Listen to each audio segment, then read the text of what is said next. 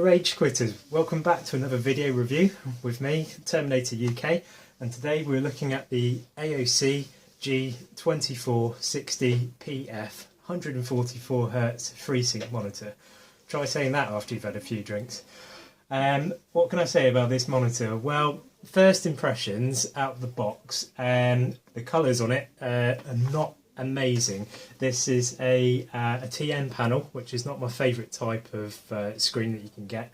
So TN panel is traditionally better at high refresh rates and displaying pixels faster than other panel types, but it does suffer from not so great on the colour front and like poor viewing angles, as well as some other things associated with poor picture quality. So immediately you can see that straight out of the box this is definitely not an IPS panel. When I compared it to an IPS screen, this background that I've got for my desktop, which I've got on PlanetSide 2, has got some very deep reds and deep blues in it. They're just not quite so vibrant as an IPS panel or a panel with a different display technology. What are the good things about this monitor? Well, this monitor is a bit of a first of its kind, really. To date, all of the adaptive sync monitors, whether that's G-Sync or FreeSync, have used more high-end panels, and they've traditionally been a lot more expensive than this particular monitor. So this monitor is available in the UK for just under £200 at the moment, about £195. So it's pretty much the entry point into any kind of adaptive sync technology. So that's great in itself because it opens it up to a much more significant audience than some of the high-end, more expensive panels that are on the market. The other thing that's quite significant about this is that if you've seen my other monitor, which I'm sure I'll link in the video, my other monitor review, should I say, you'll see that I'm not a massive fan of larger screen types. Like the last monitor that I reviewed was an Asus MG279Q, which is a 27-inch monitor, and I just found that just a bit too big for gaming, particularly on a normal desk size. It was just too much to take in and concentrate at once. So this particular monitor is a 24-inch monitor, and it's 1080p, so it's not groundbreaking in terms of image quality, but it's pretty much a sort of middle of the road mainstream type of monitor at a decent price. So first thing we're going to have a look on the monitor is the various inputs and the adjustments that are available. So this particular monitor has got full height adjustment. You can adjust right up and down, quite a good range, quite stiff but fluid motion. You've got a range of rotate. It's got quite a good feature where the actual base stays still, but it's almost got like a rotation turntable here at the bottom, which makes it easy to line your screen quite well. If we put the screen up to the top and rotate it round, underneath we've got a range of different inputs. We've got starting from the top, we've got a VGA connection. I don't really know why they include it on monitors these days. It's not really used very much. The almost mandatory DisplayPort connector is underneath. DisplayPort connector is required for FreeSync operation. Underneath we've got a HDMI slot, and at the bottom here we've got a DVI slot. So this is definitely one of the advantages of FreeSync over G-Sync, is that because they use traditional scalers on the back of the monitor, they can actually offer a range of different inputs rather than just normally the HDMI, should I say DisplayPort, single DisplayPort input that you get on G-Sync monitors, or now the second generation of G-Sync, you've even got a HDMI port, but it's much more limited in terms of scope. At the bottom there's an integrated power supply on the monitor. I'm a big fan of this. Our other resident RageQuitter, Greg's 2K2, has reviewed the G-Sync version of this, and you'll find that actually has an external power brick. I'm not quite so keen on external power bricks because if they break then it's more difficult to find the right adapter, as this is just a normal 3-pin kettle lead.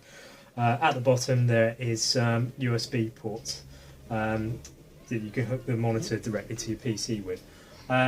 that's pretty much most of the features. If we rotate the screen to the other side, what we will see is this red port on the right hand side of the monitor, and this red port is meant to be a fast charging port, so it's quite good if you wanted to plug your smartphone into your screen and charge it directly from the screen. So just before I move on to some of the game tests that we normally do in these reviews, I just thought I'd take you just a bit more in depth around about the colours and viewing angles of this particular monitor. Being a TM panel, you're not going to get brilliant colours out of the box, and I must admit this particular monitor is very poor out of the box, but there is a good degree of adjustability. In the background here, I'm just showing there's actually a forum post on the overclockers.co.uk forums, and an expert from PCmonitors.info has very kindly placed some colour profiles called ICM profiles. If you've never used them before, his website gives you some very good information about how to install this. PC Monitors has given us 3 different profiles to play with, a 2.2 gamma, 2.4 and something called a new profile. Well, I actually think that his final profile that he's offered us, the new profile, is actually very good. Once you've installed that on the monitor, you do that under the colour, you download the profiles and you have a look in your colour management section. And basically you install and activate these profiles, and it definitely makes a difference of the to the perceived colours of the screen. So that is definitely recommended. If you get a monitor, get this monitor, then I definitely calibrate the colours just to get the most out of it. So in terms of the settings that we actually used with this screen, I'll just click into the OSD menu that you can hopefully see at the bottom here. So essentially what we had to do is the monitor is so bright in its usage that we actually had to stick the brightness down to its minimum 0 setting, leave the contrast as it is, put the gamma into gamma 3, leave the game mode and things like the shadow control off because they just make the picture look horrible. If I just scroll through the menus, the other things that was on this particular calibration was put it onto user, so that you can change the red, green, blue slider bars yourself. We put it on 50 red, 50 green and 47 blue. And with the colour profile, that actually made the colours on this monitor not too bad, and you can definitely cope with it. One other major flaw of this monitor, and I'm really hoping that AOC will address this, I'll definitely update the video review in the description if this does get fixed. The monitor is actually advertised as a 1 millisecond grey to grey response time. That's only really possible if you use a feature called overdrive, which is on most modern models, modern monitor models. And the disappointing thing on this particular monitor is at 144 Hz, the actual overdrive function. If we just go back to the main menu, you can see that it's greyed out and off. So basically, if you're using this monitor at 144 Hz, overdrive will not be working. Which I think isn't a great situation at all. In fact, I almost think that the monitor isn't being sold correctly in that respect, because I don't think it could be achieving a 1 millisecond grey to grey response time at 144 Hz with the overdrive off. I've actually used the monitor that Greg's 2K2 has reviewed, the PG, the NVIDIA version of this, and the response time was a lot better on that. You felt that the fluidity of the picture and the lack of ghosting was significantly better on that particular monitor. So that is definitely something that AOC are going to need to fix, and I'm hoping that we'll get confirmation on that soon. So just before we go on to the game section of the review, I just thought I'd demonstrate the benefits of the Freesync technology. So there's going to be some of you out there that don't actually know what these adaptive refresh rate technologies do, and Freesync is one of those. Basically it's a technology which synchronises the frame rate of your graphics card with the hertz output of your monitor. Your refresh rate of your monitor, should I say. And basically the idea behind it is when both are in sync, you don't get something called tearing, which is when one frame is trying to render faster than the monitor has refreshed itself, and therefore you get like a split where you get like a static object kind of almost like tears in two, and it doesn't look very fluid on the screen. Now this is the classic Freesync windmill demo, and I'm not sure how much this is going to convey through on the camera, but I'll try my best. So at the moment we've got both vertical sync and Freesync off at this time.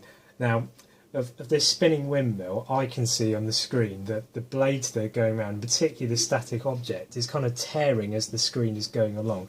I'll try and show a different animation. If you look carefully at the base, you almost see like a stuttering where the object is meant to be stationary, but it kind of blinks and flickers as it goes along, and it shouldn't be like that. Now if we toggle the Freesync on, you'll see that now the base is like perfectly aligned, and you don't get any of that stuttering at all that's associated when you don't have vertical sync on. Much more smooth experience. If I just turn it off again, you may be able to see it again. The other thing that amplifies this quite a bit is if we turn on the test pattern mode, and you see that the red bar that's coming across here is quite flickery, and particularly the entrails is really kind of juddery, and you see that it's kind of misaligned. As soon as we turn the Freesync technology on, it's like a perfectly smooth line that goes across the screen, and we don't have any of that juddering at all. Okay, so for the next part of the review, we're going to do Titanfall as our first game. I always like to use Titanfall because it's a very fast-paced game, and it should show us off the Freesync technology very well, and also the panel response time. So if you've seen my other review, the Asus G2460PF, this monitor is like the complete mirror image to the other monitor. So the other monitor was a big monitor, this is a smaller monitor. The other monitor had great colours, this really doesn't have great colours, but it will have it has a better response time. Should have a better response time if the overdrive is working correctly, and the FreeSync range on this monitor is actually hugely better.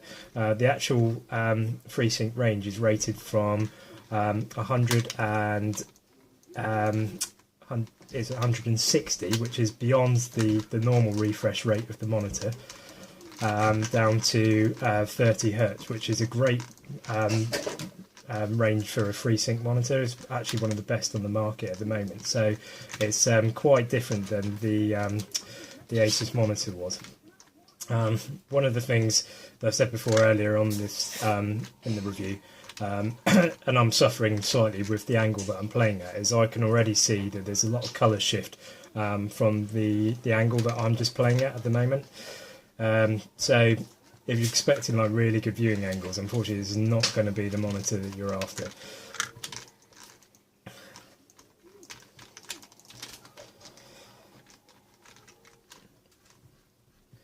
So after the calibration, the colours, they're not too bad overall. As I said before, you can definitely tell that you're playing on a TM panel and not an IPS panel. It does make quite a big difference to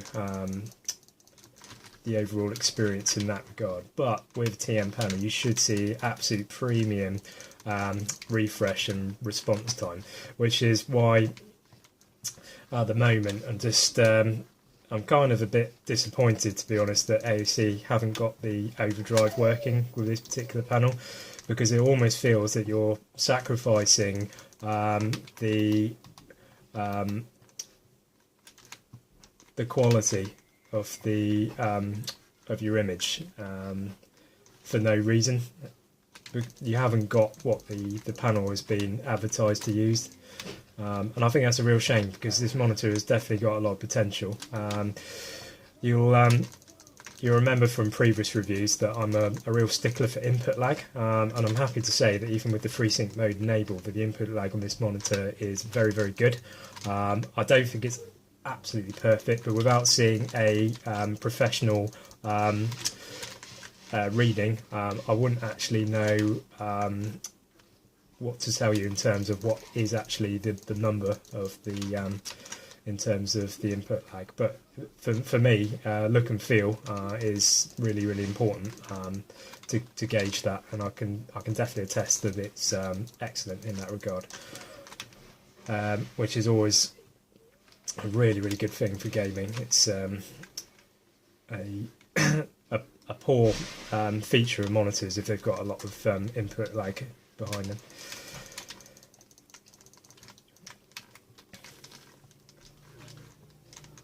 As I say, deadly smooth with the FreeSync. It's almost like you can see things, as I said before, like a few frames just before they're going to happen, and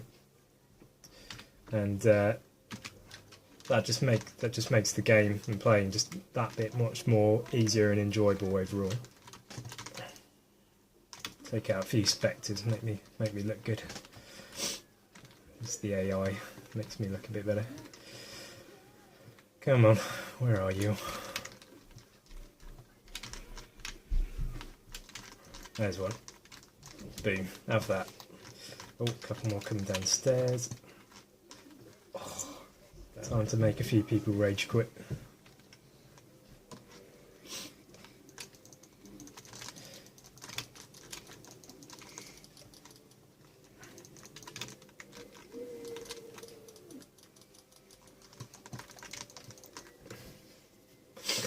That wasn't too clever.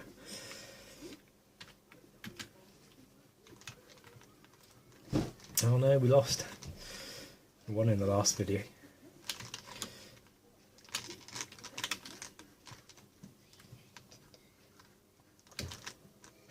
Let's try and take a couple out with us.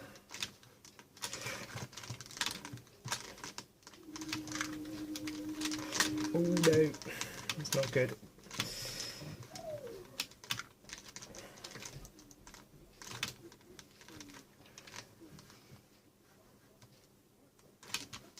Try and get to that drop ship. Oh, I'm never going to make 100 meters.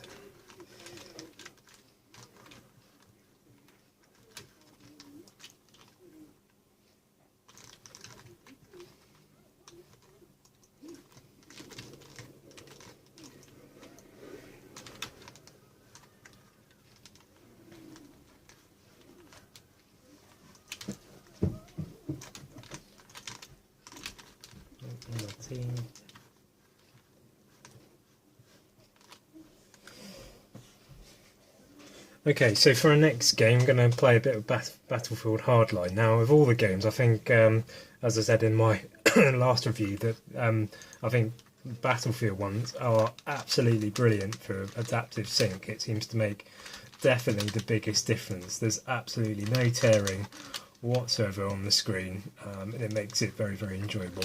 I'm going to play the same map as I did on my last review, which is called The Block. This is quite a quick team deathmatch map. You find people relatively quickly. It's quite a high turnover game. So let's just see how well we do on this particular map.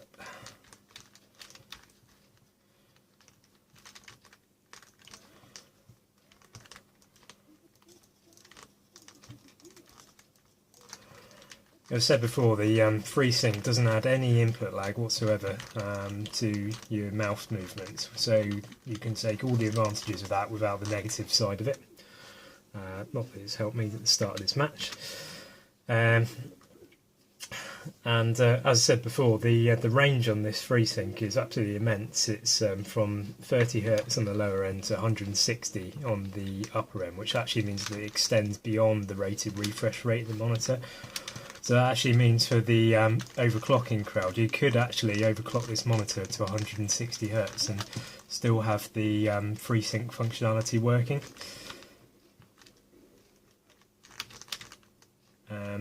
but there is representatives on the overclockers forum said that will void your warranty. Now, considering this monitor has got a 3-year warranty on it, that's probably not something that you want to do, but interesting nonetheless that it does actually support as big a range as that. So you can keep your adaptive sync going beyond the rated refresh rate of the monitor. Oh.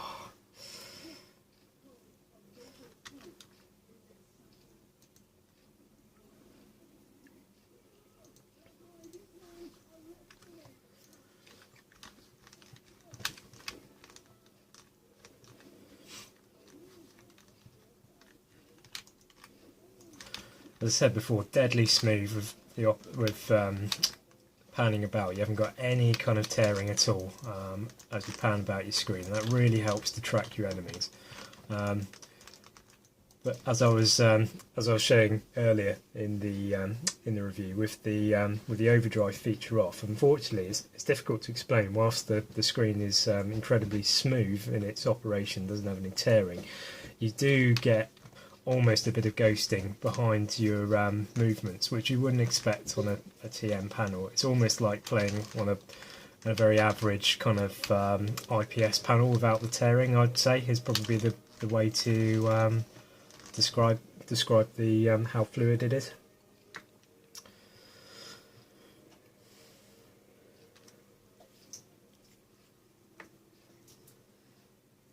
Certainly not helping us today, is it?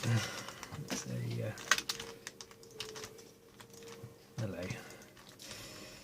Let's toss the frag out, see if that's going to help us. There's one. Oh, come on. Double kill. I'd also state that the contrast of this monitor isn't outstanding, unfortunately. As well as looking a tiny bit washed out on the colours, your differences in terms of your light and darks to try and target your enemies is not brilliant at ranges on this particular monitor. You're getting quite a bit of blurring that you just shouldn't be getting at closer range, and that can make some of your targeting much more difficult. Compared to the the G-Sync version, the PG of this, it's just not quite as sharp as it should be, which is a real shame. Let's just hope AOC address that, if it is possible to fix.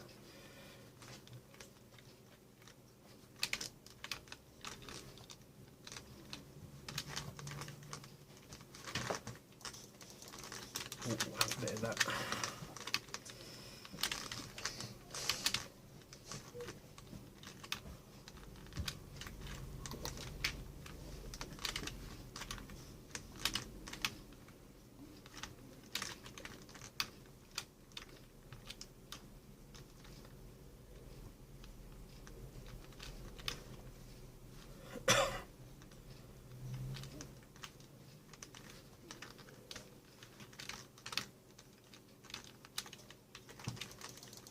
Oh, come on.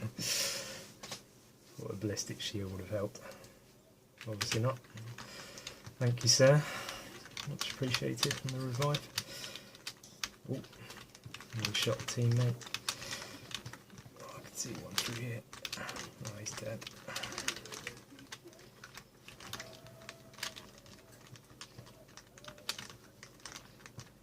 Heal up a bit.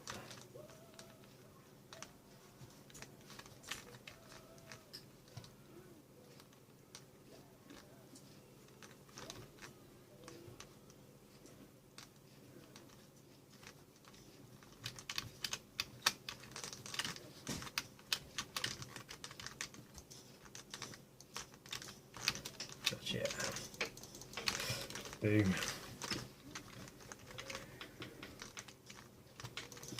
Oh, come on.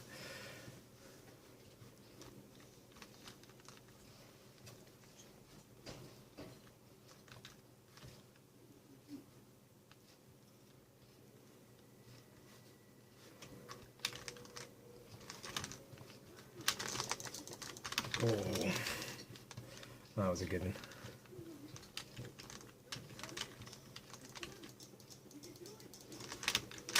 Oh no! Right, I think that's enough for that game. Time to rage quit. So that just about wraps up the review for today. Thanks very much for watching. So we'll just have some closing comments then. So what can I say in conclusion? Well, I'm not blown away. I think you can tell by my enthusiasm in comparison to the other monitor review. This is the lower end of the market. It's a TM panel. The colours definitely aren't as good, as I've said several times now in this review.